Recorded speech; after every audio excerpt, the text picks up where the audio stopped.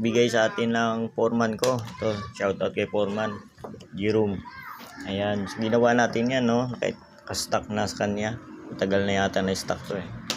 Ang ginawa ko, nilagyan ko ng thermal fuse ito.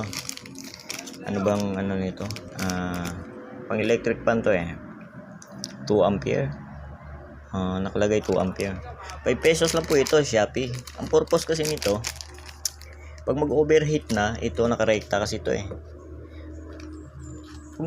Pag overheat na, electric pan mo, lalo na ngayon mainit panahon, ito yung unang masisira. Depensa sa sunog to eh. Hindi masusunog yung wire, ito yung unang masisira. Kaya magtaka ka na lang na biglang hindi na umaandar yung electric pan mo. Ito, diba? O kaya yung stand pan, sira ng thermal fuse niyan. So ito nagawa natin, no. Actually wala talagang thermal fuse to sa loob pag bumibili ka nito sa mga bangketa eh. Ang ginawa ko, nilagyan ko, ayan. Sa Shopee, Lazada, meron yan. So, ito na yung outcome niya.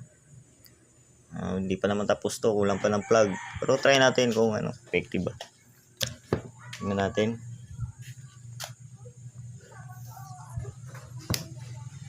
Tabi muna natin to. Nabuhol. Sige, larga na. Ayun po, no? Lang. Dalawang isip siya, iikot ba siya o hindi. Ayun. Ayun. Ayun.